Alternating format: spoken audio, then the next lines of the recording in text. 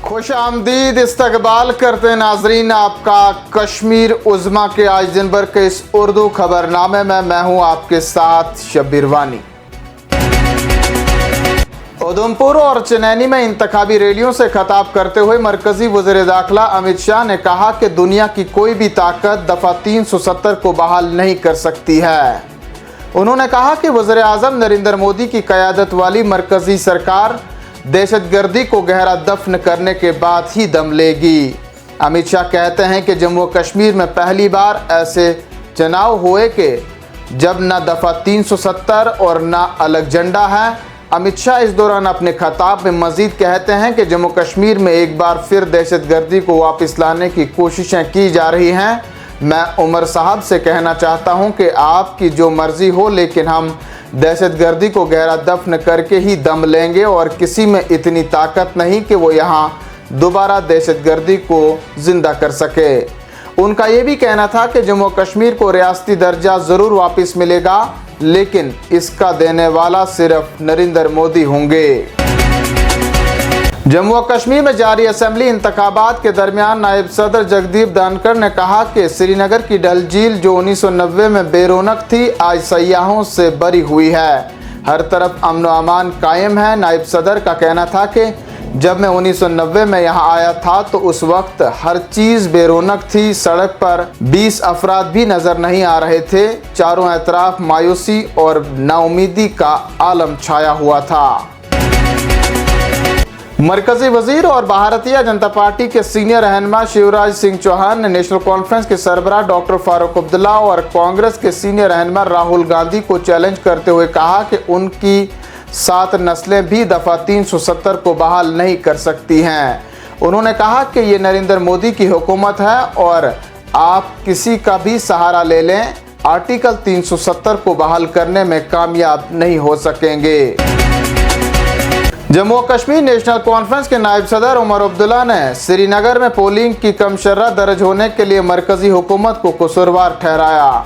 उन्होंने कहा कि मैं श्रीनगर में बेहतर वोटर टर्नआउट की उम्मीद करता था, क्योंकि इस बार बायकॉट कॉल भी नहीं थी, हमले भी नहीं हुए और वोटरान को दबाने की भी कोशिश नहीं की गई। उमर अब्दुल्ला का कहना था कि किसी हद तक मरकजी सरकार कसूरवार है, क्योंकि उन्होंने हाई वोटर टर्नआउट को इस तरह पेश किया जैसे जम्मू कश्मीर के लोग दफ़ा 370 की मनसूखी से बेहद खुश हैं।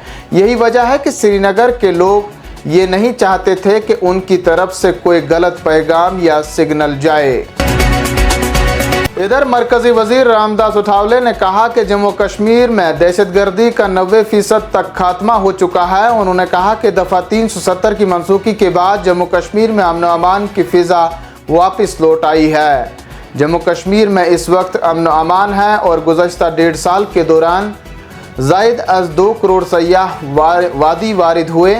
उन्होंने मज़ीद कहा कि असम्बली इलेक्शन के इख्तिताम के बाद जम्मू कश्मीर को रियासती दर्जा वापस मिलेगा और इस हवाले से पहले ही वज़ीर आज़म नरेंद्र मोदी और वज़ीर दाखिला अमित शाह ने वजाहत की है। चीफ इलेक्टोरल ऑफिसर पी के पोले ने कहा कि हुकूमत ने शुमाली कश्मीर के सरहदी इलाकों में इंतखाबात के दौरान किसी भी रुकावट की सूरत में मुतबादिल मंसूबा तैयार किया है। पहले 2 मरहलों की तरह तीसरे मरहले के पुरअमन इनकाद की उम्मीद जाहिर की। उन्होंने मज़ीद कहा कि अब लोग तवील कतारों में खड़े होकर वोट डालने और जमहूरियत के त्यौहार में हिस्सा लेने का इंतज़ार करते हैं। उन्होंने अपने बयान में ये भी कहा कि सरहदी इलाकों का दौरा करके ये महसूस हुआ कि लोग इंतखाबात के दिन का बेसब्री से इंतज़ार कर रहे हैं कि वो अपने नुमाइंदों का इंतखाब कर सकें। भारतीय जनता पार्टी के कौमी जनरल सेक्रेटरी तरुण चुग का कहना है कि जम्मू कश्मीर में एनसी कांग्रेस का इत्तेहाद फ्लॉप शो साबित हुआ है। उन्होंने कहा कि जम्मू कश्मीर के असेंबली इंतखाबात में लोगों की बढ़ चढ़ कर शिरकत जमहूरियत की जीत है। चुग मजीद कहते हैं कि लोगों को नेशनल कॉन्फ्रेंस और कांग्रेस के कारनामों के बारे में पूरी इल्मियत हासिल है और 2 मराहिल के चुनाव में लोगों ने इन दोनों पार्टियों को मुस्तरद किया है। तरुण चुग ने कांग्रेस लीडर राहुल गांधी पर तंज कसते हुए कहा कि राहुल गांधी लीडर नहीं बल्कि रीडर हैं, क्योंकि वो नेशनल कॉन्फ्रेंस के इशारों पर नाच रहे हैं। जम्मू के विजयपुर में एक इंतखाबी रैली से खिताब करते हुए भारतीय जनता पार्टी लीडर और उत्तर प्रदेश के वज़ीर आला योगी आदित्यनाथ ने कहा कि भारतीय जनता पार्टी जम्मू कश्मीर में बरसरे इक़्तिदार आई तो पाकिस्तानी मकबूजा कश्मीर बिना किसी ताख़ीर के हिंदुस्तान में शामिल हो जाएगा।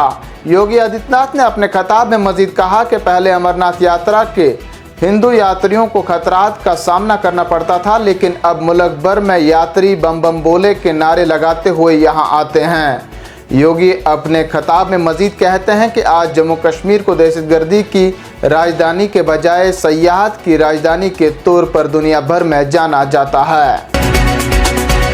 वस्ती कश्मीर के जिला गांदरबल के कंगन इलाके में दौरान शब एक तेज रफ्तार ट्रक ने 1 दर्जन से ज़्यादा भेड़ बकरियों को कुचल कर हलाक कर दिया, जबकि कम से कम 1 दर्जन को जख्मी भी कर दिया है। इस मौका पर मुकामी लोगों का कहना था कि अक्सर व बेशतर ट्रक ड्राइवर गाड़ी चलाते वक्त नींद में होते हैं, जिस वजह से इस तरह के हादसा पेश आते हैं और इन हादसात को रोकने के लिए इंतज़ामिया को इकदाम उठाने चाहिए। मुकामी लोगों के मुताबिक मज़कूरा ड्राइवर ने भी एतराफ़ किया कि वो नींद की हालत में गाड़ी चला रहा था, जिस वजह से यह हादसा पेश आया। चलते चलते नाजरीन को बताते चलें, ड्यूटी में मुबैना गफलतशारी के इल्ज़ाम में ज़िला इलेक्शन ऑफिसर किश्तवाड़ ने डिप्टी चीफ एजुकेशन ऑफिसर को मुअत्तल कर दिया है। इस ज़िम्मन में ज़िला इलेक्शन ऑफिसर की तरफ से जारी करदा एक हुक्मनामे के मुताबिक Masood Ahmad Qazi deputy chief education officer Kishtwar बगैर पेशगी इजाज़त के हेडक्वार्टर छोड़कर चले गए थे। फ़राइज़ से गफलत बरतने पर मज़कूरा अफसर को फौरी तौर पर मुअत्तल कर दिया गया है और हिदायत जारी की है कि वो दौरान मुअत्तली सब डिविज़नल मजिस्ट्रेट मड़वा के दफ्तर में मुंसलिक रहेगा। इन्हीं खबरों के साथ नाजरीन आज का शुमारा इख्तिताम को पहुंचता है। अपने मेज़बान शबीर वानी को दीजिए इजाज़त। देखते रहें कश्मीर उज़्मा।